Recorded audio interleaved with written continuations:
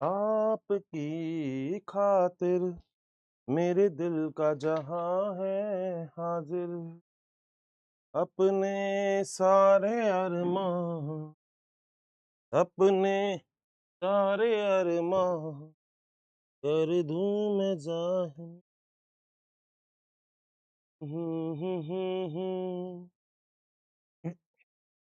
क्या हाल चाल मेरे प्यारों, बहुत ही बढ़िया होगी गोरिल्ला आर्मी। फटाफट से आ जाओ। और यार क्या बात है, तुम क्लिप काट काट के लगा देते हो बेटा, बहुत बढ़िया, सही जा रहे हो बेटा।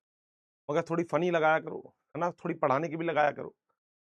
यहाँ पे कुछ बच्चे ऐसे हैं जिनकी खुद का बेटा चैनल बना हुआ है। क्या बात है बेटा, बहुत ही बढ़िया, अति उत्तम, जबरदस्त, जिंदाबाद और शानदार। आज अपन एक चैप्टर पढ़ने वाले हैं, बहुत ही ताबड़तोड़। आज एक नया चैप्टर अपन लोग चालू करेंगे। मेरे ख्याल से सबसे पहले तो ये बताओ, जो पुराना वाला चैप्टर था जो अपन ने कल कंप्लीट किया था, शायद वो सभी बच्चों का हो गया होगा। तो मेरे ख्याल से आवाज भी सभी लोगों को क्लियर है। वॉइस क्लियर होगी, ठीक है, कोई बात नहीं बेटा, चिल मारो गोरिल्ला आर्मी। फटाफट से जो दिल 325 है इसको 3000 तो कर सकते हो। आज 3000 करके दिखा दो। नीचे देखो दिल का बटन आ रहा होगा, नीचे ऊपर कहीं आ रहा होगा, उसको दबाओ ऐसे, ये मुक्को मारो उसके ऊपर, ठीक है, बहुत बढ़िया। तो मेरे ख्याल से लगभग सारे के सारे लोग आ गए होंगे, बहुत ही बढ़िया होंगे, जबरदस्त होंगे और शानदार होंगे। आज हम चालू करने वाले हैं एक और बहुत ही बाबड़तोड़, ताबड़तोड़, शाबड़तोड़ एक नंबर चैप्टर, जो इनफैक्ट वेटेज रखता है आपकी एनसीईआरटी। लगभग 4 to 5 क्वेश्चन, 4 से 5 क्वेश्चन इस चैप्टर में से आते हैं, जिसका नाम है वंशानुगति के आणविक आधार। तो बहुत ही प्यारा चैप्टर आज अपन चालू करने वाले हैं। अगर आप लोगों को थोड़ा बहुत भी कम आता है तो भी कोई दिक्कत नहीं है, पूरी बात कंप्लीट कर लेना। वॉइस यार तुम लोगों को लो क्यों लगती है यार, मेरे को समझ में नहीं आ रहा। ये बताओ, वॉइस ओके है क्या? बताओ,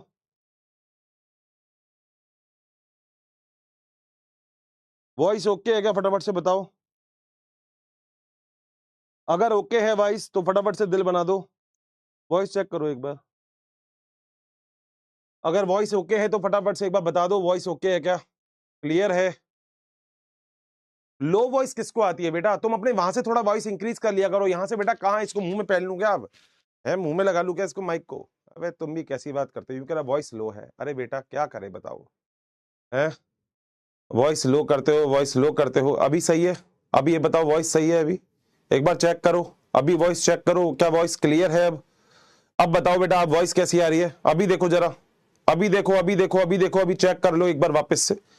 अभी वॉइस हो गई है सही, वापस वॉइस को इंक्रीज कर दिया गया है, स्पीड बढ़ा दी गई है हमारी, बहुत बढ़िया। Hello hello hello hello hello hello hello, अब तो आ रही होगी बेटा आवाज, सही है? अब तो वॉइस आ रही है, बढ़िया, इंक्रीज कर दिया मैंने, फुल वॉइस कर दी बेटा, फुल। अलग से एम्पलीफायर लगा दिया, बेबी को बेस पसंद है, एम्पलीफायर लगा दिया बेटा, लोड ही नहीं लेना है, ठीक है? अब तो क्लियर है पक्का? कहीं कोई बात दिक्कत तो नहीं है? चालू करें अब? ठीक है भाई, अब तो वॉइस सबको सही आ गई होगी, इंक्रीज करवा दी मैंने। गोरिल्ला आर्मी मैंने यूं कर दिया, मैंने कहा ओह तेज कर दो वॉइस, उसने कर दिया। ठीक है बेटा, तो बेटा आज एक बहुत ही शानदार और ताबड़तोड़ चैप्टर के बारे में बात करेंगे, जिसका नाम है वंशानुगति के आणविक आधार। मेरे ख्याल से चैप्टर बहुत ही शानदार है, मगर बात एक ही है, मेरे को बस सुनते रहना, और जितना मैं पढ़ाऊं उतना ही पढ़ना। जब तक मैं एनसीईआरटी नहीं पढ़ाऊं नहीं पढ़ना। सर ये तो हमको पता है, आप एनसीईआरटी नहीं पढ़ाओगे, नहीं पढ़नी है। मैं पढ़ाऊंगा ना पूरी एनसीईआरटी, तुम्हें पता है, बीच बीच में कोई पूछेगा नहीं। मैंने बोला था पुराने चैप्टर में से भी मैं किसी चीज का कोई डाउट नहीं बताऊंगा, मतलब छोड़ूंगा नहीं, तो मैंने कोई डाउट नहीं छोड़ा था वहां पे। छिपकली आर्मी, अबे छिपकली आर्मी नहीं है नालायक को, गोरिल्ला आर्मी तो अपनी गोरिल्ला ही रहेगी, छिपकली आर्मी नहीं हो सकती, आर्मी तो गोरिल्ला ही रहेगी बेटा। हाँ छिपकली आर्मी क्या बेटा, एक दिन छिपकली आ गई, अभी नहीं है, देखो स्टूडियो में दिख तो नहीं रही है, दिखेगी। एक लड़के ने इंस्टाग्राम पे मेरे को टैग किया, यू कहता है सर मेंशन कर दो, और अब लिखा कुछ तो टैग किया, तो मैंने एक्सेप्ट भी किया। वो छिपकली वाला जो था ना इंसिडेंट, उसने वो कैप्चर कर लिया, ठीक है, इंस्टाग्राम पे। खैर छोड़ो, तो आज अपन वंशानुगति के आणविक आधार पढ़ रहे हैं। अभी तो आसपास कोई छिपकली नहीं है भाई, है ना, अभी तो क्लियर है। ठीक है, हाँ अभी क्लियर है, ठीक है। सो आज अपन बात करने वाले हैं इसी चीज के बारे में, वंशानुगति के आणविक आधार। तो एक बार फटाफट से बता दो, चालू करा जाए चैप्टर, एक बार शुरू कर दे। धमा चौकड़ी तो मचा ही देते हैं, फिर तो देखी जाएगी भाई, एक बार तो धमा चौकड़ी मचा देते हैं चैप्टर की, उसके बाद तो फिर देखी जाएगी फिर क्या करना है। डन, तैयार सारे के सारे गोरिल्ला आर्मी, पक्का ना? चलो, तो दोस्तों आज जो पहला पॉइंट है वो है वंशानुगति के आणविक आधार। चलिए जरा इस चैप्टर की शुरुआत कर देते हैं।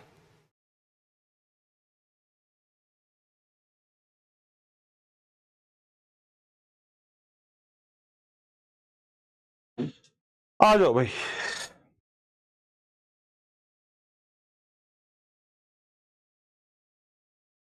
ठीक है दोस्तों, जो चैप्टर है उसका नाम क्या है? उसका नाम है वंशानुगति के आणविक आधार।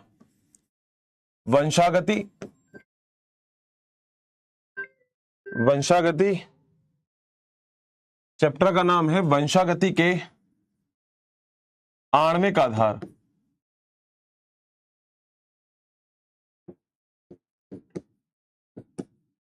इंग्लिश में नाम है बेटा इसका molecular basis of inheritance. Molecular basis of inheritance. ठीक है, जितना मैं पढ़ाऊंगा बस उतना आपको दिमाग में रखना है, और वो भी बहुत अच्छे से रखना है। आलतू फालतू की चीज दिमाग में नहीं रखनी है।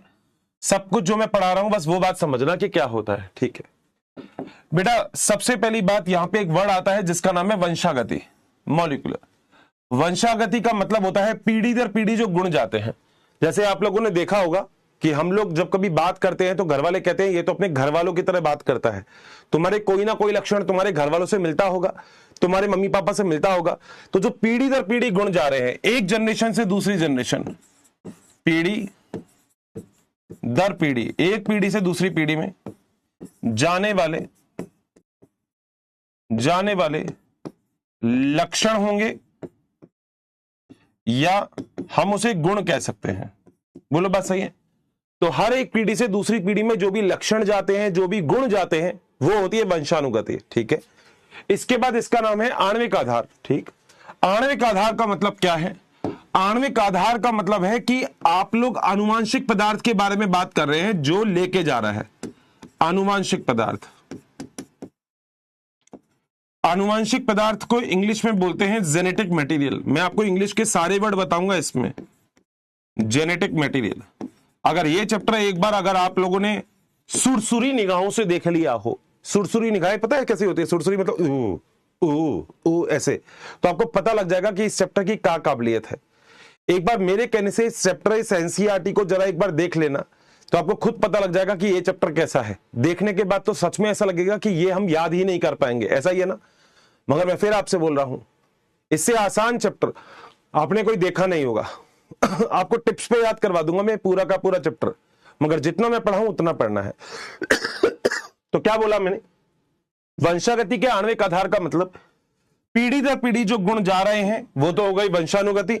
और आणविक आधार का मतलब क्या हो गया? आणविक आधार का मतलब हो गया कि आपका आनुवांशिक पदार्थ जो उन लक्षणों को लेके जा रहा है।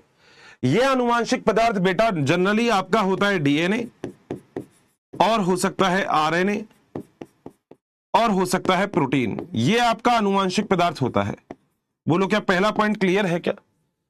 सो हम लोगों ने सबसे पहले यह वाली बात क्लियर कर ली कि वंशानुगति का मतलब होता है अगर एक पीढ़ी से दूसरी पीढ़ी में, ध्यान से सुन लेना मेरी सारी की सारी बातें, अगर एक पीढ़ी से दूसरी पीढ़ी में कोई भी लक्षण जा रहे हैं, अगर एक पीढ़ी से दूसरी पीढ़ी में कोई भी गुण जा रहे हैं, तो उन सभी चीजों को हम वंशागति बोलेंगे। ठीक है, आणविक आधार का मतलब जो उनको लेके जा रहा है। बोलो क्या आगे चले? पक्का? ठीक है, इन सभी चीजों के लिए बायोलॉजी एक वर्ड बोलती है। क्या बोलती है? बायोलॉजी उस वर्ड का नाम बोलती है न्यूक्लिक अम्ल। न्यूक्लिक, न्यूक्लिक, न्यूक्लिक अम्ल, या उससे बोला जाता है न्यूक्लिक एसिड।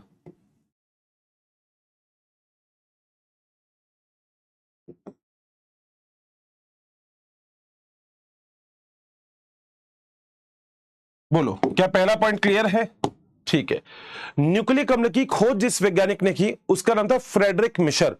जो साइंटिस्ट जो ईयर में बताऊंगा वो आपको याद करना है। इसकी खोज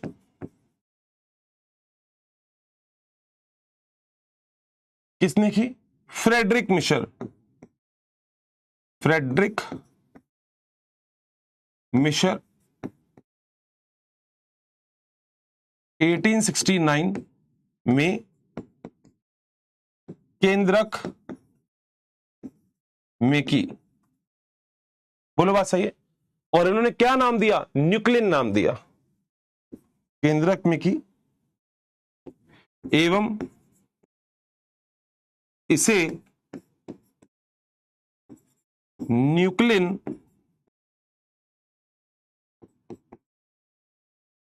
नाम दिया गया।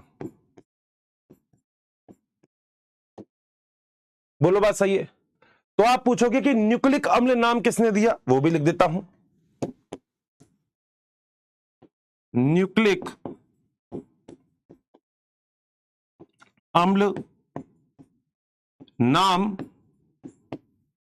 अल्टमैन ने दिया। बोलो बात सही है। नाम से पता लग रहा है न्यूक्लिक अम्ल, इसका मतलब न्यूक्लिक अम्ल अम्लीय होगा। ठीक बात है। यह प्रकृति में अम्लीय होता है। अम्लीय का मतलब क्या होता है? एसिडिक। बोलो क्या पॉइंट क्लियर है? बायोलॉजी कहती है कि दो प्रकार के आनुवंशिक पदार्थ होते हैं। तो अब बायोलॉजी ने आनुवंशिक पदार्थ को क्या बोला? न्यूक्लिक अम्ल। ठीक है। जिसमें एक आनुवंशिक पदार्थ होता है जिसे हम बोलते हैं डीएनए, और एक आनुवंशिक पदार्थ होता है जिसे हम बोलते हैं आरएनए। तो दो आनुवंशिक पदार्थ होते हैं, एक होता है डीएनए और एक होता है आरएनए। बोलो बात सही। चले आगे। डीएनए और आरएनए। डीएनए का पूरा नाम होता है डीऑक्सी राइबोज न्यूक्लिक एसिड, और आरएनए का नाम होता है राइबोज न्यूक्लिक एसिड।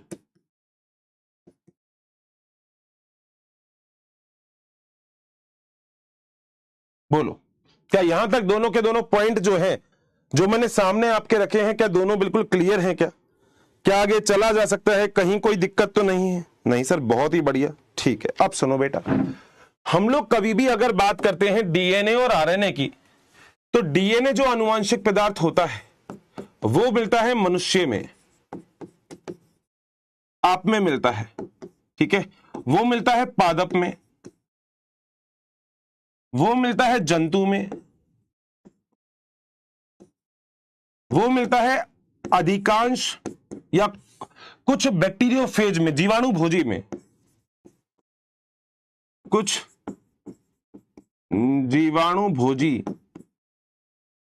इसे इंग्लिश में बोलते हैं बैक्टीरियोफेज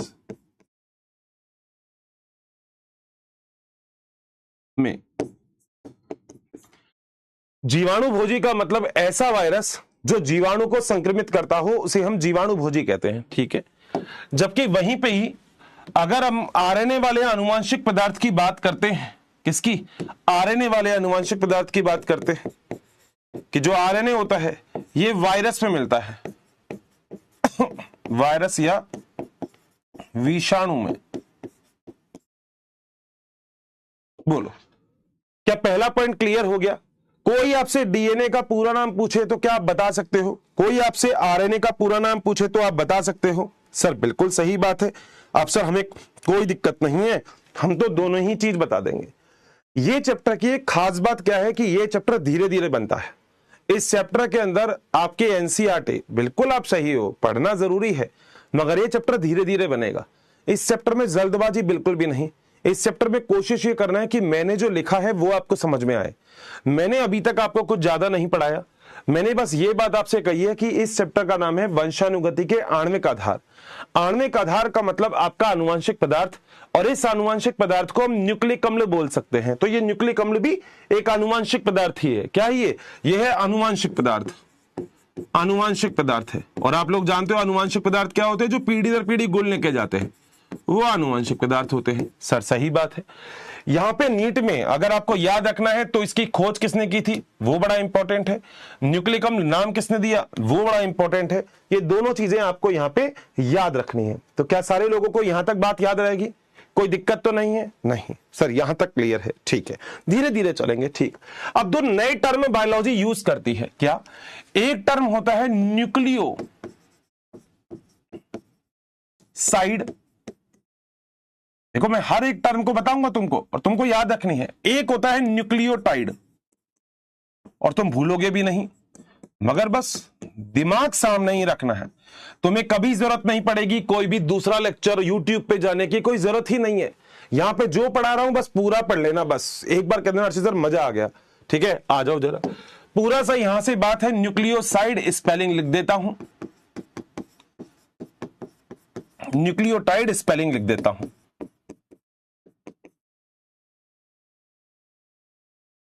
बोलो, ये न्यूक्लियोटाइड और न्यूक्लियोसाइड वाली बात क्लियर है? हाँ सर। सर ये होता क्या है न्यूक्लियोसाइड या न्यूक्लियोटाइड? नाम से एक बात तो पता लग रही है कि इन दोनों चीजों में आप कहीं ना कहीं बात कर रहे हो डीएनए के बारे में, आरएनए के बारे में, यही है, ठीक है। अब होता क्या है बेटा, साइड का मतलब होता है जो साइड से निकल जाए। नाम में देखो क्या लिखा है, साइड, जो साइड से निकल जाए। और टाइड टीवी में ऐड आता था कि नए जैसे व्हाइट हो तो टाइड हो, इसका मतलब कोई से भी दाग होंगे तो टाइड तो नहीं छोड़ेगा। टीवी में ऐड आता ना, जैसे रिन सुप्रीम आता है ना, मेरे पास जैसे वो पहले तुमने ऐड नहीं देखा, ओहो हर्षित सर आप कौन से ऐड की बात कर रहे हो? तुमने एक ऐड देखा होगा, ओहो गीतिका जी आइए आइए। गीतिका जी बोलती है क्या? वो बोलते हैं लीजिए गीतिका जी आपका सब सामान तैयार। दुकानदार बोलते हैं, गीतिका जी बोलती है ये नहीं वो निरमा सुपर न्यूट्रिशन टिकिया। दुकानदार बोलता है लेकिन ठीक वही जब महंगे दाम वाली क्वालिटी, वही सफेदी, वही झाग, कम दामों मिले तो कोई ये क्यों ले वो ना ले। मान गए किसे आपकी पार के निर्मा सुपर दोनों को। अब निर्मा सुपर धुलाई का सुपर दाम, दाम फिर भी कम। सर ये क्या है? इसका सीधा सा मतलब है दाग कैसे भी हो, टाइड सारे दागों को निपटा देगा, क्योंकि ये टाइड है। और टाइड नाम का आता है एक सर्फ टाइप का, आपको पता है। सर बहुत बढ़िया बात है, आपकी ये वाली बात तो क्लियर होगी। ठीक है, अब सुनो, न्यूक्लियोसाइड में दो चीजें आएंगी, क्या क्या? इसमें भी और इसमें भी, ठीक है। ऊपर वाले में आएगा एक तो शर्करा, शर्करा को हम बोलते हैं शुगर, ठीक है सर, यहां तक क्लियर है। और शुगर के साथ एक चीज और याद रखना जिसका नाम है नाइट्रोजन क्षारक। नाइट्रोजन क्षारक, जिसे इंग्लिश में बोलते हैं नाइट्रोजन बेस।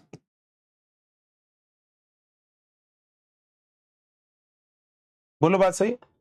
यानी कि कभी मैं आपसे न्यूक्लियोसाइड बोलूं तो आप बोलोगे सर न्यूक्लियोसाइड का मतलब शर्करा प्लस नाइट्रोजन क्षारक को न्यूक्लियोसाइड बोलते हैं, ठीक बात।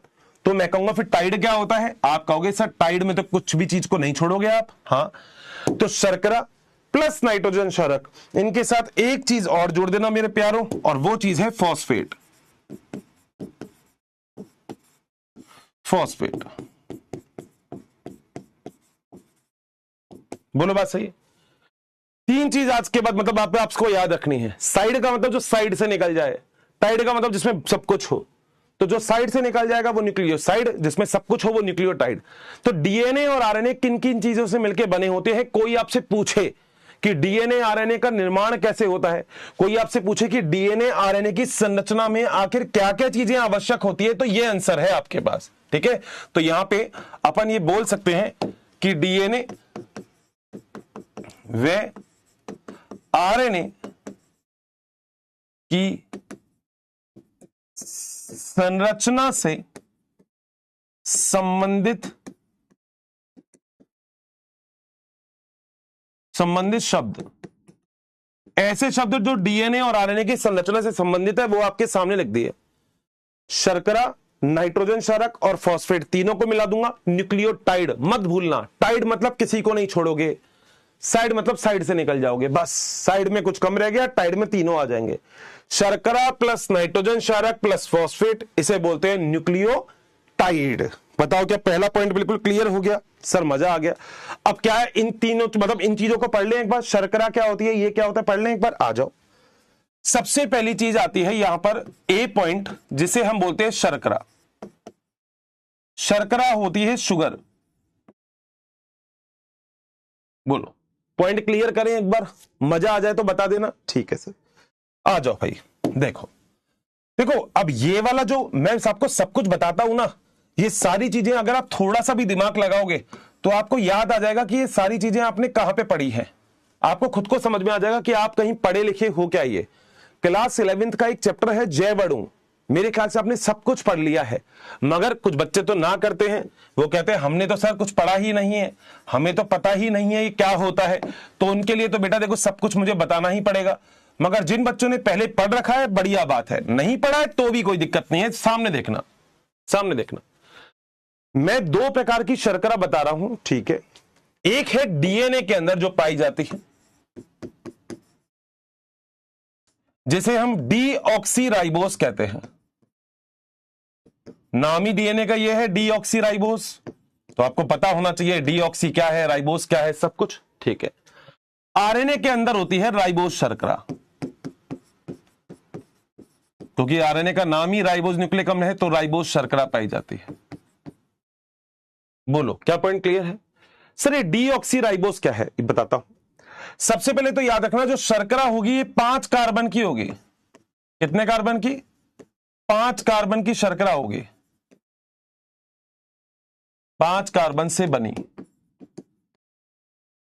तो 5 कार्बन से बनी शर्करा होगी, ठीक है सर बना के दिखाओ तब हम जाने। देखो ये आपने बनाया ऑक्सीजन, ठीक है।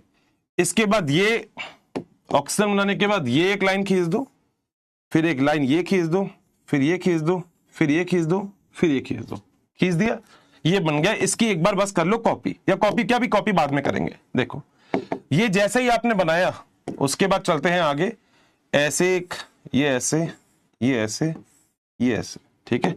सामने देखते रहना, अपना काम सारे छोड़ देना क्योंकि बड़ा इंपॉर्टेंट पॉइंट है। ये है OH, ये है H, ये है H, ये है H, ये है H, ये है OH, ये है CH2OH और ये है H। कार्बन देखोगे तो यहां पे पहले नंबर का कार्बन यहां है फर्स्ट C, दूसरे नंबर का कार्बन, तीसरे नंबर का कार्बन, चौथे नंबर का कार्बन और ये देखो 5वें नंबर का कार्बन। तो टोटल मिला के कितने हो गए? 5 कार्बन। बोलो बात सही है? 5 कार्बन से बनी शर्करा को हम लोग पेंटोज शर्करा बोलते हैं। इतना तो सुना ही होगा, पेंटोज मतलब 5 होता है। बोलो बात सही? तो कितने कार्बन दिख रहे हैं हर्षित सर? हमें तो इसमें सच बताएं सर। हाँ मैंने कहा सच बताओ ना सर, 5 कार्बन दिख रहे हैं तो सर ये तो पेंटोज शर्करा है, ठीक है। ये है डीऑक्सीराइबोस। क्यों बोला मैंने डीऑक्सीराइबोस? आपको एक ही डायग्राम से पता लग जाएगा। इसको कॉपी करके यहां खींच देता हूं, ठीक है, खींच दो। ध्यान से बस एक चीज का फर्क देख लेना, आपको दिख जाएगा। चाहे डीएनए हो या आरएनए हो, उसके अंदर शर्करा पाई जाती है जो कि 5 कार्बन से बनी होती है। इस 5 कार्बन से बनी शर्करा को हम लोग पेंटोज शर्करा बोलते हैं। डीऑक्सीराइबोस जो डीएनए के अंदर शर्करा पाई जाती है, उसमें दूसरे नंबर के कार्बन पे एक ऑक्सीजन अनुपस्थित होता है। हां, जबकि राइबोस में दूसरे नंबर के कार्बन पे एक ऑक्सीजन उपस्थित होता है। बोलो क्या पॉइंट क्लियर है क्या? तो लिख देता हूं, सेकंड नंबर के कार्बन पर ऑक्सीजन एब्सेंट। बोलो बात सही है? और इसी को ही कॉपी कर दूं? सर बिल्कुल, हम समझ गए आप क्या करने वाले हो। सेकंड नंबर के कार्बन पर ऑक्सीजन उपस्थित। बोलो सारी बात क्लियर है क्या? पक्का? कोई दिक्कत तो नहीं है? सर मजा आ गया सर, हमें तो लग रहा था बड़ा मुश्किल होगा। आसान है ये तो, मैं चाह रहा हूं चैप्टर ही बहुत आसान है, बस मेरे साथ साथ पढ़ते रहना। डीऑक्सी का मतलब क्या है? डीऑक्सी, डी मतलब दो नंबर पे ऑक्सीजन हटा दो। ऑक्सी मतलब राइबोस शर्करा, तो 2 नंबर पे ऑक्सीजन लगा दो, बस और कोई फर्क नहीं है, ठीक है। अब मेरी एक बात सुनो, हम लोग जब केमिस्ट्री पढ़ते हैं, मतलब तुम्हें ज्यादा केमिस्ट्री में जाना नहीं है, जितना मैं पढ़ाऊं बस उतना ही जाना है। अगर हम केमिस्ट्री पढ़ते हैं तो हमें यह बात तो समझ में आ जाती है कि यहां पे ऑक्सीजन लगा हुआ है, जबकि वहां पे अगर दूसरी तरफ देखो तो बहुत ध्यान से नहीं, वैसे ही देखोगे तो समझ में आ जाएगा ऑक्सीजन है ही नहीं। बोलो बात सही है? पक्का? अब दोस्त बायोलॉजी ऐसा कहती है कि जहां पे ऑक्सीजन नहीं होती है और जहां पे ऑक्सीजन होती है तो केवल एक फर्क है। अगर ऑक्सीजन प्रेजेंट है तो ये किसी दूसरे क्रियाधार से क्रिया कर सकता है, अत्यधिक क्रियाशील होता है ये, क्योंकि इसके पास ऑक्सीजन है। ये ऑक्सीजन दे के उसको अपने पास बुला सकता है, ये नहीं बुला सकता। तो याद रखना, जो डीऑक्सीराइबोस में जो राइबोस शर्करा है ये अत्यधिक क्रियाशील होगी,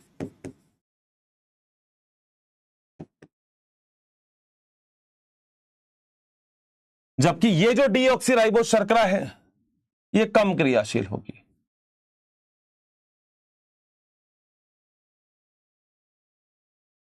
बोलो क्या पॉइंट क्लियर है? दिमाग में ही डायग्राम छप गया होगा। मैंने दोनों डायग्राम में कुछ नहीं बताया। मैंने बोला डीऑक्सी, दूसरे नंबर के कार्बन पे ऑक्सीजन हटा दो, दिख रहा है। मैंने बोला राइबोस शर्करा, दूसरे नंबर के कार्बन पे ऑक्सीजन लगा दो। सर हमें तो बड़े अच्छे तरीके से याद हो गया, ठीक है। हमने पहली चीज पढ़ ली जिसका नाम था शर्करा, ठीक है। दूसरा है नाइट्रोजन क्षारक, तीसरा है फॉस्फेट। आओ फिर पहले कौन सा उड़ा दे? नाइट्रोजन क्षारक उड़ा दे। हाँ सर पहले यही उड़ा देते हैं, आ जाओ भाई। सेकंड हमें बी की बात करनी है जिसे हम बोलते हैं नाइट्रोजन क्षारक।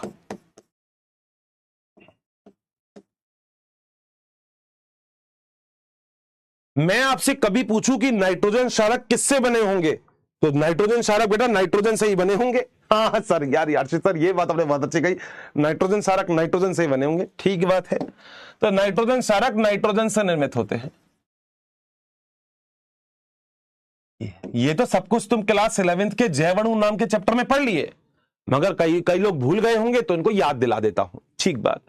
नाइट्रोजन क्षारक बायोलॉजी के अंदर दो प्रकार के होते हैं, ठीक है। एक होता है प्यूरिन, PURINE, और एक होता है पायरिमिडीन। पायरिमिडीन का पूरा नाम है PYRI, पायरिमिडाइन। बोलो बात सही। प्यूरिन अगर आपको पूछने हैं कि नाइट्रोजन क्षारक में प्यूरिन कौन कौन से हैं, तो बेटा प्यूरिन होते हैं दो, जिसमें एक होता है आपका एडिनिन, एडिनाइन या एडिनिन कुछ भी बोल दो, और एक होता है जी का मतलब होता है ग्वानाइन। मेरे साथ साथ बोलना चालू रखो भाई। इस चैप्टर में मैं आपको उतना ही पढ़ाऊंगा जितना आपसे डाइजेस्ट हो जाएगा, मगर बहुत शानदार और बहुत सलामती से पढ़ना, धीरे धीरे, कोई जल्दबाजी नहीं है इस चैप्टर में भी, ठीक है। सो प्यूरिन कितने होते हैं? एडिनिन और ग्वानिन, ये प्यूरिन होते हैं, नाम याद रखो बस, एडिनिन ग्वानिन प्यूरिन है, ठीक है। पायरिमिडीन की स्पेलिंग में वाई आ रहा है। याद करने का तरीका बताओ जो भूल जाए। तो कौन कौन से पायरिमिडीन होते हैं? वो होते हैं, एक होता है थाइमीन,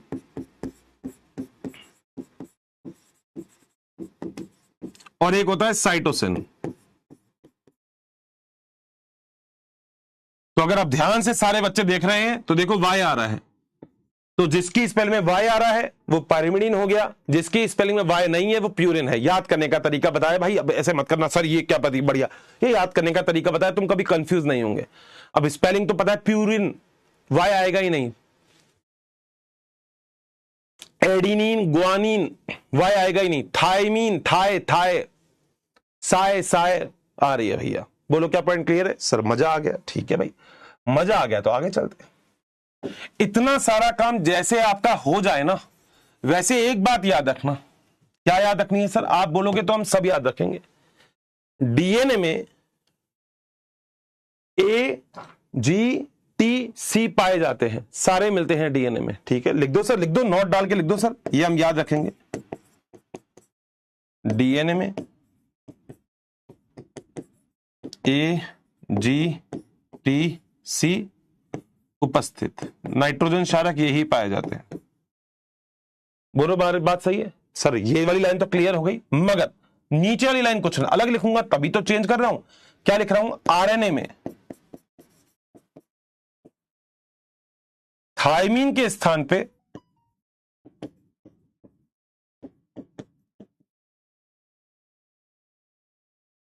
यूरासिल पाया जाता है।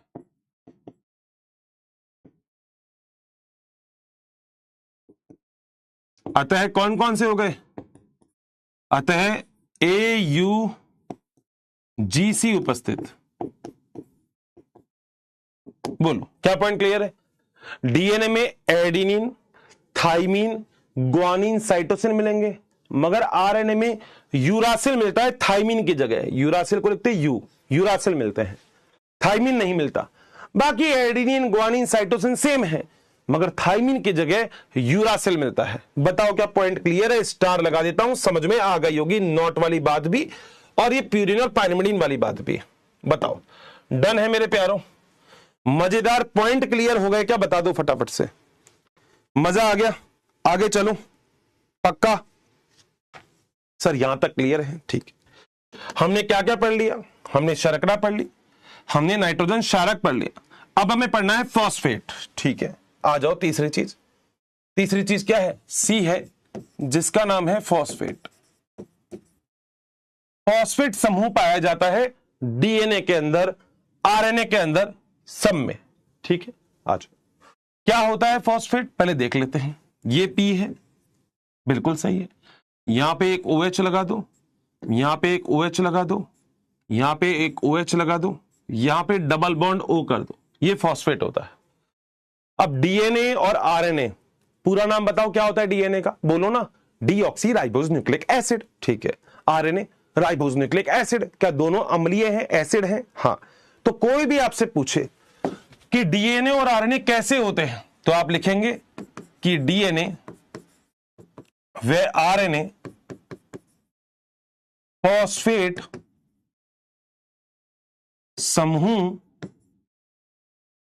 के कारण अम्लीय होते हैं, एसिडिक होते हैं ना, तो अम्लीय किसकी वजह से होते हैं? फॉस्फेट की वजह से। ठीक है। डीएनए और आरएनए ऋणावेशित भी होते हैं, उसका भी आंसर कौन है? फॉस्फेट, क्योंकि PO4 माइनस लिखते हो तुम। हाँ, बस आ जाओ। ये दोबारा एक लाइन और कॉपी करो, नीचे लगा दो, यहां लगा देता हूं, ये रेस कर देता हूं। और फॉस्फेट समूह के कारण, फॉस्फेट समूह के कारण ऋणावेशित होते हैं, ऋणावेशित। बोलो क्या पॉइंट क्लियर है? मैंने जो भी पॉइंट लिखे हैं आपके सामने हैं, कृपया करके कंफ्यूज मत होना। बहुत ही स्लो चलूंगा, कहीं कोई दिक्कत ही नहीं है। कोई आपसे कहे डीएनए कैसा होता है, कोई आपसे कहे आरएनए कैसा होता है, आपको पता होना चाहिए। डीएनए ऋणावेशित होता है, आरएनए भी ऋणावेशित होता है। ऋणावेश जानते हो? माइनस चार्ज होता है जिन पे, वो ऋणावेशित है। क्यों होते हैं ऋणावेशित? क्योंकि उसमें फॉस्फेट पाया जाता है। मेरे ख्याल से अभी तक मैंने जितनी भी बात आपको पढ़ाई है वो सारी बात क्लियर होगी। मैंने अभी इस चैप्टर के अंदर आपको सबसे पहले बताया कि हमारे चैप्टर का नाम है वंशानुगति के आणविक आधार। बिल्कुल मुझे सुनते रहना बहुत अच्छे से, नोट करने मत बैठना इन चैप्टरों में, ये बेसिक बनाने वाले चैप्टर हैं। वंशानुगति के आणविक आधार का मतलब है हमें बेस तैयार करना है। वंशानुगति, पीढ़ी दर पीढ़ी जो गुण जाते हैं वो कौन लेके जाता है? वो लेके जाएगा कोई ना कोई स्पेशल चीज। इसे हम बोलेंगे डीएनए और आरएनए। तो इसे डीएनए और आरएनए को हम बोलते हैं न्यूक्लिक अम्ल। क्या नाम है? न्यूक्लिक अम्ल। अम्ली तो है डीएनए और आरएनए, पूरा नाम आपको बता ही दिया, तो ये भी अम्लीय हैं। सर जबरदस्त बात हो गई, आगे चलते हैं। डीएनए और आरएनए अगर बने होंगे तो संरचना में दो शब्द का इस्तेमाल हम करते हैं। एक शब्द है न्यूक्लियोसाइड, एक है न्यूक्लियोटाइड। वैसे देखा जाए तो अगर आपने न्यूक्लियोटाइड पर लिया तो साइड तो अपने आप ही आ गया। ध्यान से देखो, अगर मैं आपसे न्यूक्लियोटाइड पूछता हूं कि न्यूक्लियोटाइड क्या होता है, तो क्या मैं नीचे अगर आप लोग कहो तो एक लाइन लिख सकता हूं क्या? न्यूक्लियोटाइड का मतलब है न्यूक्लियोसाइड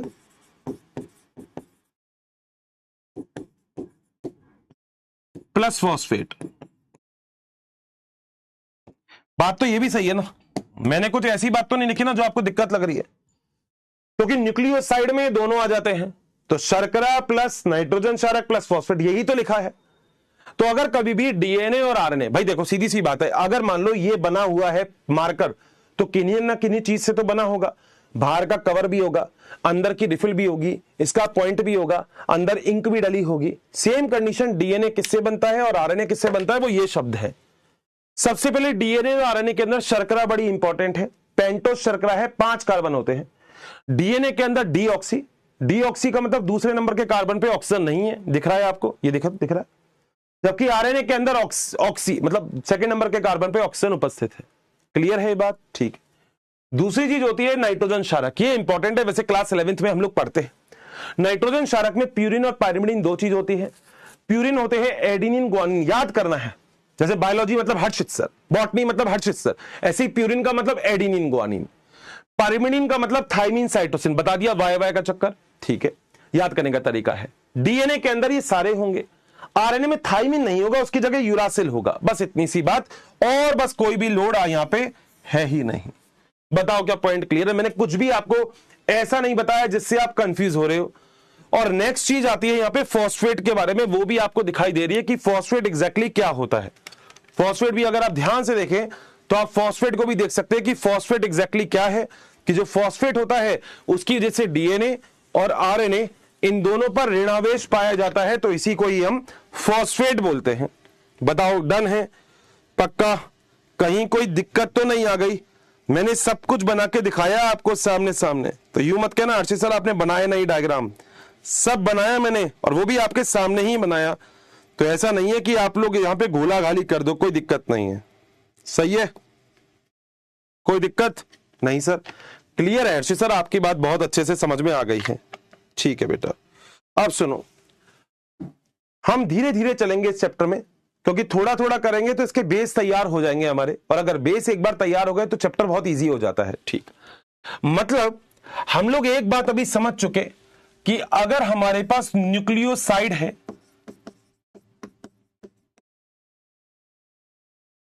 तो इसका मतलब क्या होता है? इसका मतलब है शर्करा प्लस होता है नाइट्रोजन क्षारक। क्या यही पढ़ा था अभी? फॉस्फेट लगा दूंगा तो न्यूक्लियोटाइड हो जाएगा सर, बिल्कुल। अब शर्करा कौन सी है? पेंटोज 5 कार्बन की। बना दो ना, तुम्हें किसने रोका है? ये लो, ये ऑक्सीजन लगाया, बिल्कुल सर। सर हम बना लेंगे। अरे तुम तो बना लोगे बेटा, मगर मुझे तो बनाना ही है। ठीक है,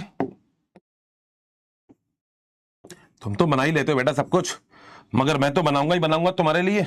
ठीक है सर, ये बात तो सही है। आ जाओ। ये क्या है? OH है, OH ही बनाया ना मैंने। ठीक है, ये क्या है? OH। ये क्या है? H। ये क्या है? H। ये क्या है? H। अगर यहां पे ऑक्सीजन लगा दूंगा तो RNA, यहां पे ऑक्सीजन हटा दी तो DNA। ठीक बात है। ये है H, ये है OH, ये है H, और ये है CH2OH।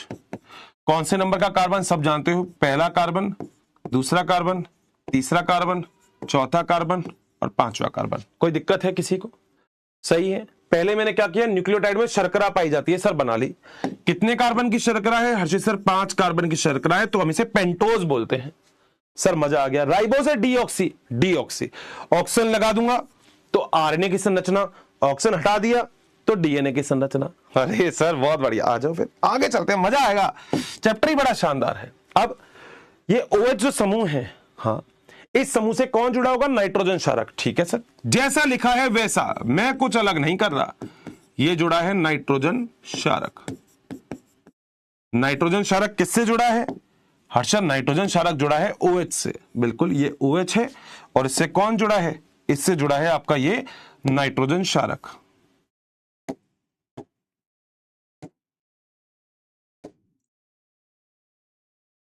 बोलो बात सही? आप सभी लोगों को पता है कि डीएनए के अंदर नाइट्रोजन क्षारक कौन कौन से होंगे? मतलब मेरे को बताने की भी जरूरत नहीं है, ये तो कोई अगर तुमको उठाए ना तो भी तुम बता देना, अरे हमें सब पता है डीएनए के अंदर नाइट्रोजन क्षारक कौन कौन से हैं। कौन कौन से होते हैं? बोले डीएनए के अंदर।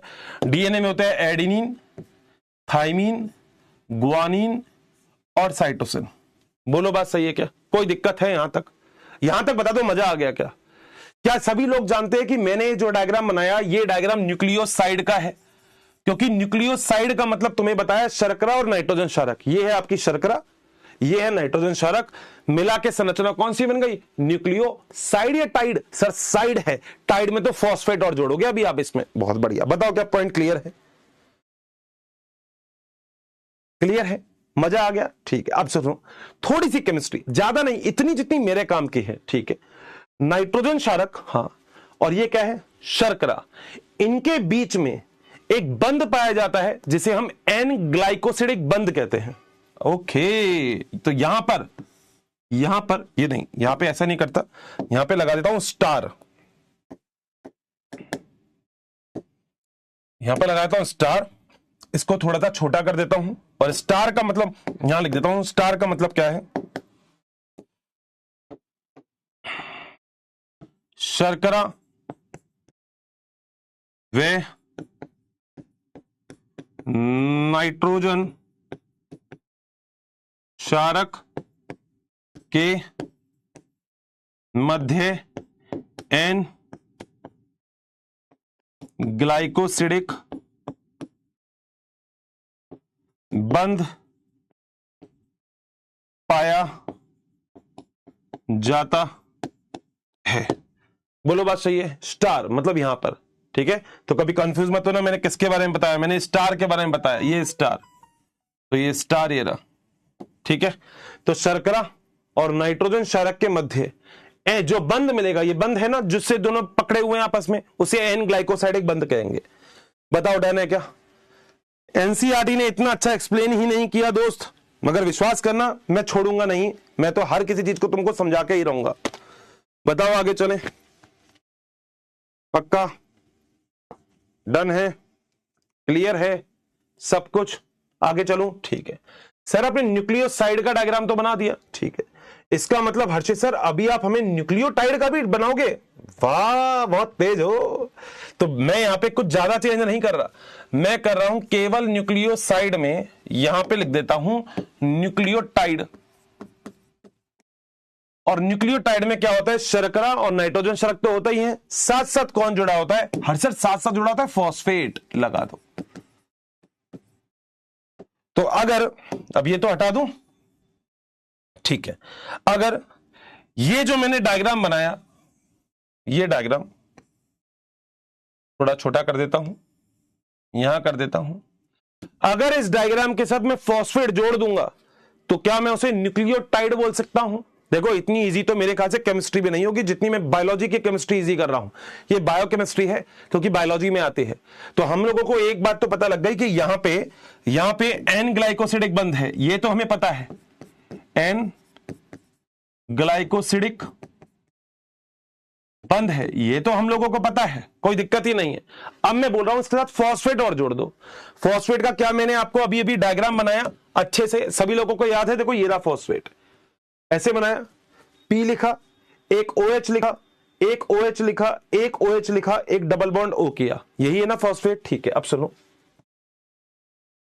बता देना इजी है क्या, ठीक है। ये P लिखा, हाँ, ये ऐसे किया, OH लिखा, थोड़ा ऊपर लिखता हूं, ये P लिखा, हाँ, ये OH लिखा, हाँ, ये OH लिखा, हाँ, ये OH लिखा, हाँ, ये डबल बॉन्ड O लिख दिया। बोलो क्या पॉइंट क्लियर है? ठीक, यहां तक किसी को कोई दिक्कत है तो बता दो, मजा आ गया? मतलब डायग्राम में देखो, देख के बताओ कि डायग्राम में कहीं कोई दिक्कत है क्या? डन है? कोई दिक्कत तो नहीं है, मतलब पॉइंट बिल्कुल क्लियर है, मजा ही आ गया होगा सर, जबरदस्त। अब सुनो जरा, ध्यान से सुनते रहना, ध्यान से। अब जब ये दोनों बंद बनाएंगे तो कैसे बनाएंगे?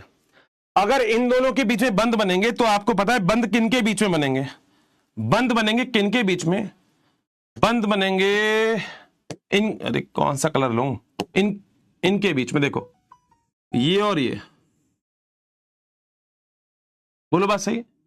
ध्यान से देखोगे तो OH तो होता है अल्कोहल, और ये है एस्टर, मतलब अम्ल, ठीक है। मतलब ओवरऑल अगर मैं बात करूं तो एक अम्ल के बीच में, हाँ, मतलब यहां पे ये एरो लगा देता हूं मैं, तो यहां पे जो बंध मिलेगा आपको वो मिलेगा फॉस्फोएस्टर बंध, फॉस्फोएस्टर बंध। ये बंध कौन सा होता है? ये बंध होता है जो अल्कोहल व अम्ल के बीच में,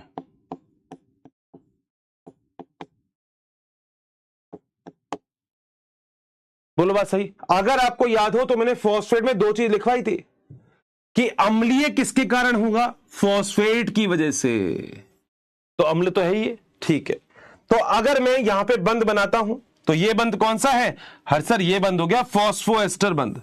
किन किन के बीच में बंध है ये है एक अम्ल के बीच में और साथ साथ किसके बीच में? अल्कोहल के बीच में, OH के बीच में बंध हो गया। बोलो पॉइंट क्लियर है? ठीक है।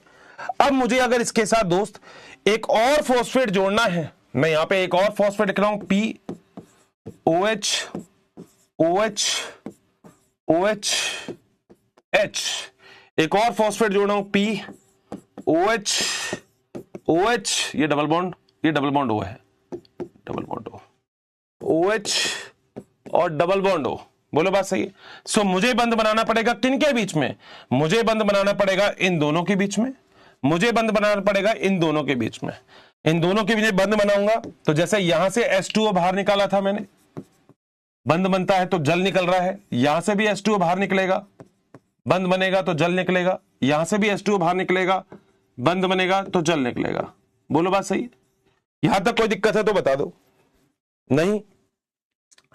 तो ये जो बंद होते हैं जो दो अम्ल के बीच में बन रहे हैं, इनको हम एनहाइड्राइड बंद बोलते हैं। क्या बोलते हैं? एनहाइड्राइड बंद। एनहाइड्राइड बंद। बोलो बात सही है?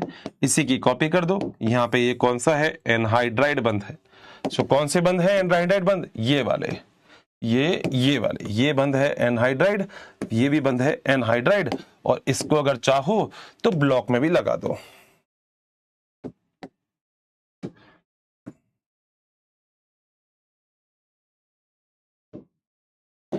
यही है वो चीज जहां से सबसे ज्यादा क्वेश्चन उठते हैं, और एनसीईआरटी की लाइन आपको कंफ्यूज कर रही है। कम से कम नहीं तो आधा पेज भरा हुआ है इससे एनसीईआरटी ने, इस पूरी चीजों से। मगर मैं कह रहा हूं आधा पेज जो भरा हुआ है उसको भरे रहने दो, अपन को तो बस इतना ही याद करना है। बताओ क्या हो जाएगा? क्या कोई दिक्कत तो नहीं आएगी? कोई कैसी भी दिक्कत? अगर मैं अब आपसे पूछूं कि क्या है, कौन बन रहा है, कैसे बन रहा है, तो क्या आप बना दोगे? अच्छे से बना दोगे? ये डीएनए का डायग्राम है। क्यों है डीएनए का? क्योंकि यहां पे थाइमिन लगा हुआ है। अगर मैं यूरासिल लगा देता हूं तो आरएनए हो जाएगा, मगर मुझे यहां पे ऑक्सीजन लगानी पड़ेगी तो आरएनए का बन जाएगा। बोलो सही समझ में आ रही है बात? यानी कि ये डीएनए है। अब डीएनए में तुमने एक वर्ड सुना होगा क्लास 11th में, एटीपी, एडिनोसिन ट्राइफॉस्फेट। सुना है एटीपी? कभी माइटोकॉन्ड्रिया एटीपी बनाता है, एटीपी बनाता है, सुना है? उसका डायग्राम सुनो क्या है। एडिनोसिन ये रहा, ट्राइफॉस्फेट, ट्राई का मतलब तीन, तीन फॉस्फेट लगे होंगे, 1 2 और 3, तो 3 फॉस्फेट लगे हैं। तो ये किसका डायग्राम है? एडिनोसिन ट्राइफॉस्फेट का। बोलो डन है क्या? मजा आ गया क्या इस थ्योरी के अंदर? मैंने जो यहां पे डायग्राम से अभी आपको एक्सप्लेन की है, मैंने बस आपको न्यूक्लियोटाइड और न्यूक्लियोसाइड बताया और कुछ भी नहीं बताया, क्योंकि मुझे लग ही नहीं रहा अभी और कुछ बताने की जरूरत है आपको। इतनी सी बात अगर आपके दिमाग में घुस गई तो मेरा पॉइंट बहुत अच्छे से क्लियर हो जाएगा। डन है? मुन्ना बता दो, कहीं कोई कैसा भी डाउट नहीं होना चाहिए। डन? ताबड़तोड़ खोपड़ी में बैठ गई मेरी बात? पक्का? ऐसा तो नहीं लग रहा कि अर्चित सर यार ये तो समझ में ही नहीं आया, ऐसा तो नहीं है। मैंने कुछ नहीं बताया, मैंने बस आज आपको डायग्राम से डायग्राम निपटाए हैं। बस मैंने न्यूक्लियोटाइड और न्यूक्लियोसाइड बनाया, फिर न्यूक्लियोटाइड में शर्करा, नाइट्रोजन क्षारक और फॉस्फेट, ये पूरा का पूरा बताया। पहले हमने पढ़ा शर्करा, फिर हमने पढ़ा नाइट्रोजन क्षारक, फिर हमने पढ़ा फॉस्फेट। जब तीनों पढ़ लिया तो मैंने कहा डायग्राम ही बना दे, तो भैया हमने फिर बना दिया। पहले शर्करा का डायग्राम ये रहा, और इसके साथ नाइट्रोजन क्षारक जोड़ दिए, तो ये हो गया न्यूक्लियोसाइड। अब न्यूक्लियोटाइड में क्या होगा? टाइड में शर्करा के साथ फिर फॉस्फेट भी जुड़ जाएगा, ये जोड़ दिया फॉस्फेट, हो गया मेरा काम। बताओ, स्टेप टू स्टेप चले अपन। मैंने कोई जल्दबाजी नहीं की इसमें, ऐसा कुछ नहीं किया जहां आपको ये लगे अरे हर्षित सर, मैंने कहा हाँ इसमें तो आपने जल्दबाजी कर दी। कोई जल्दबाजी, स्लो स्लो, कोई फास्ट करना ही नहीं है काम। डन है? बिल्कुल क्लियर? पॉइंट दिमाग में घुस गए हैं?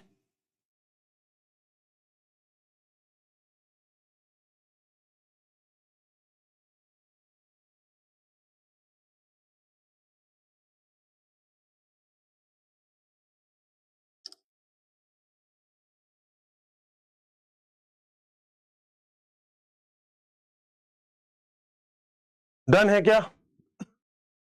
मतलब मजा आ जाना चाहिए, एक बार ऐसा लगना चाहिए कि सर क्या बात है हर्षित सर, मतलब झमाझम मचा दी आपने। तो मतलब आपने बोला था कि डायग्राम से थ्योरी क्लियर करोगे, मैंने कर दिया है। लाइट चली गई है, बाहर आंधी आ रही है, ठीक है।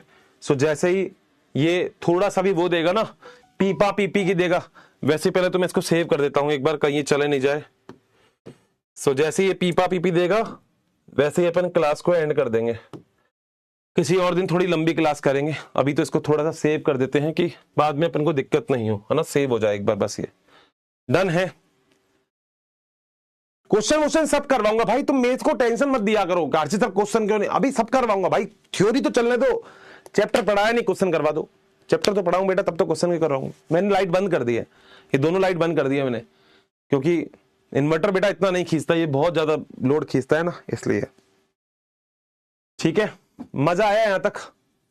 समझ में आई मेरी बात, है ना? मतलब कोई दिक्कत तो नहीं है।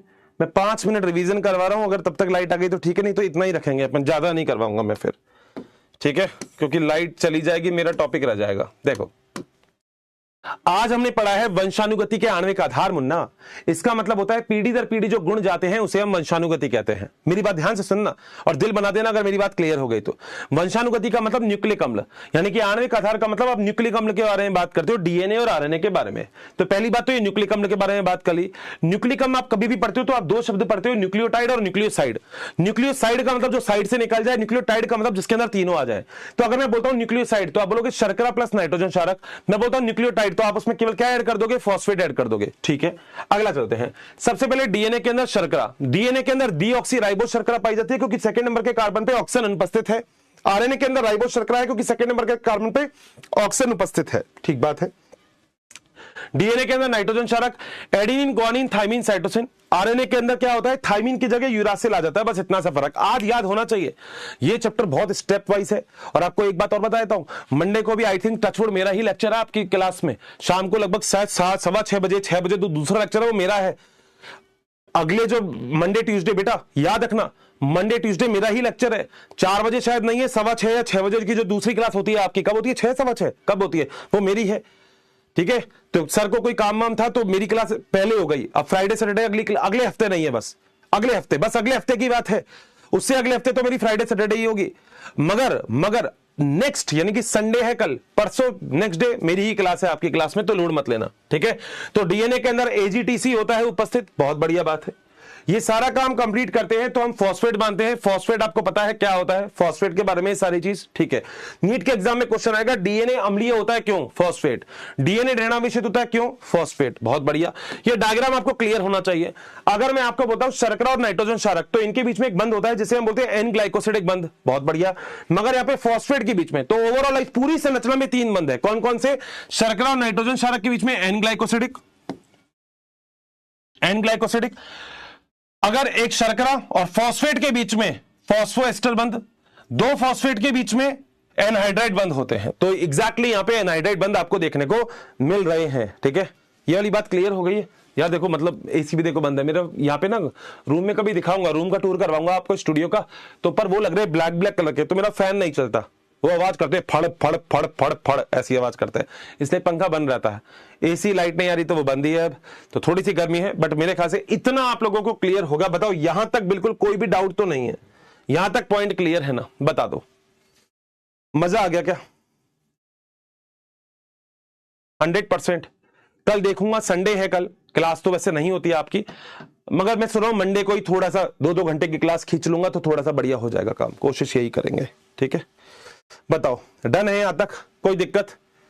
पक्का समझ में आ गई? 1-2 जैसे पोल अगर मैं आपको करवाऊं, एक पोल देता हूं मैं आपको, एक पोल क्या बोलता हूं? डीएनए कैसा होता है? धनावेशित होता है या ऋणावेशित होता है?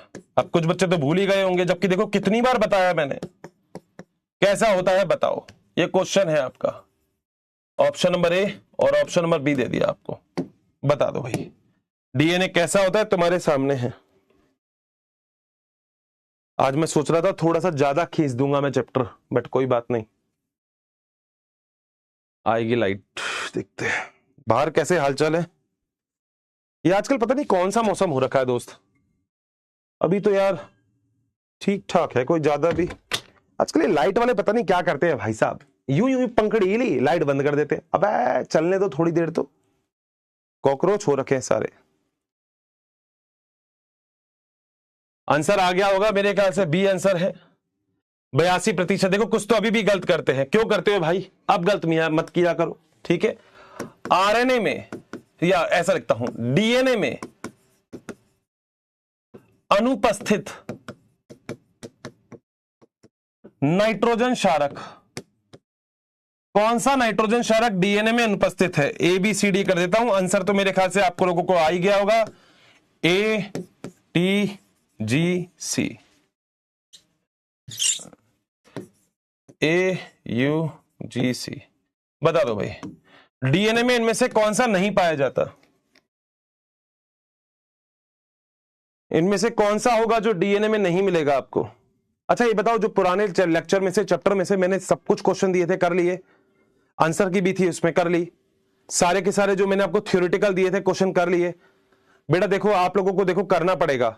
मतलब यहाँ पे जब ये लेक्चर अपलोड होता है आपकी ऐप के अंदर, तो प्लीज उसमें लिख दिया करो।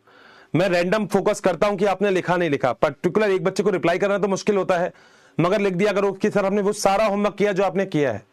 दोस्तों को नीट के एग्जाम में सच बता रहा हूं मैं, इस बार सेशन में टचवुड अगर आपको चाहिए ना, अगर आपको सिलेक्शन चाहिए, तो बस प्लीज मेरी बात मान लो।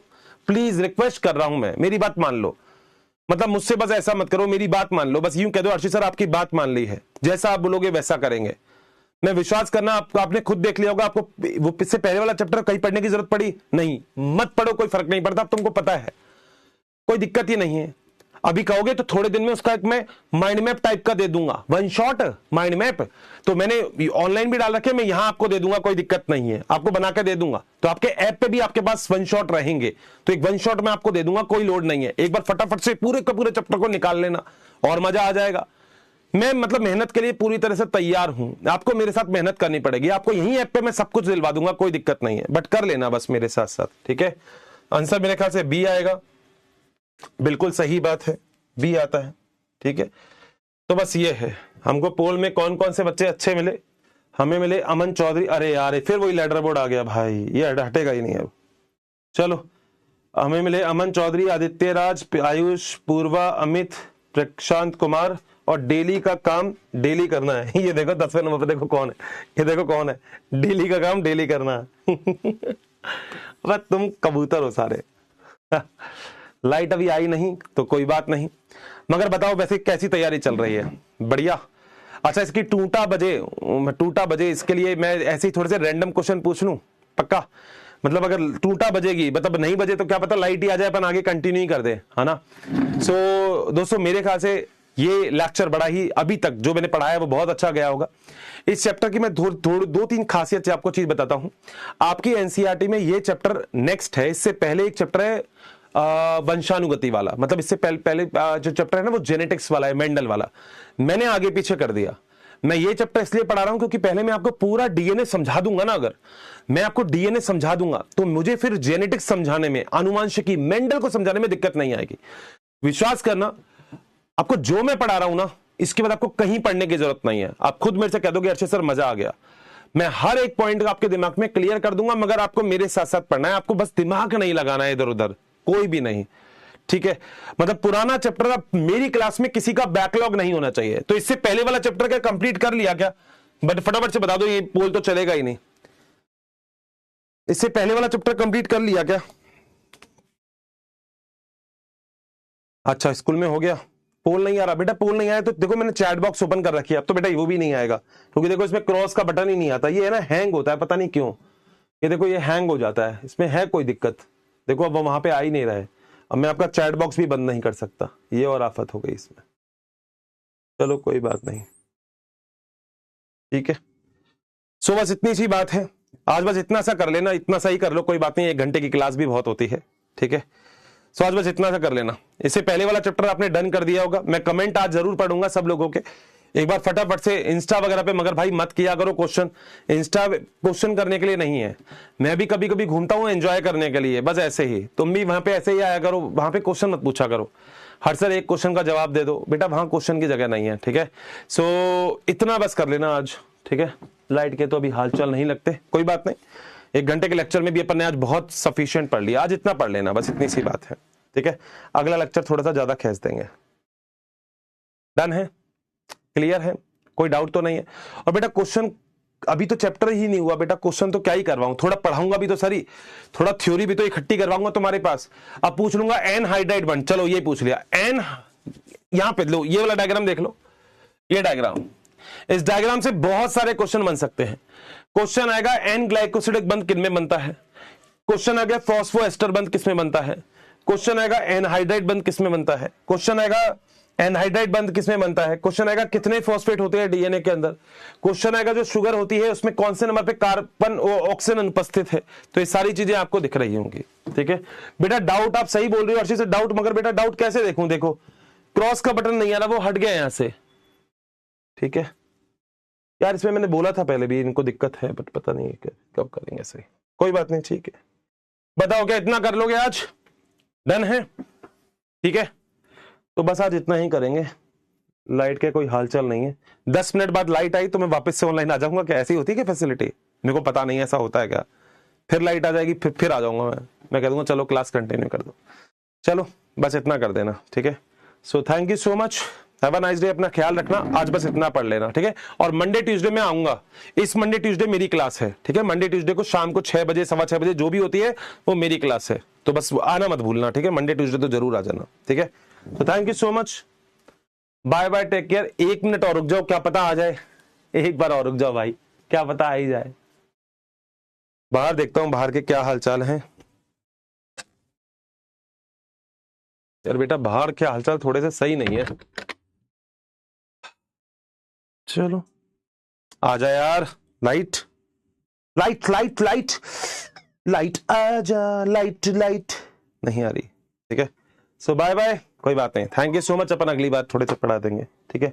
टेक केयर, बाय बाय, है ना। हाँ।